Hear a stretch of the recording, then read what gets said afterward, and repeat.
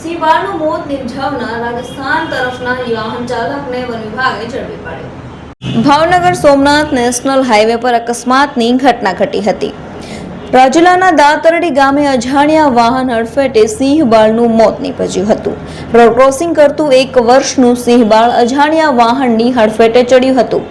અજાણ્યા વાહન હડફેટે ઠુકર લાગતા સિંહબાળનું મોત નીપજ્યું હતું।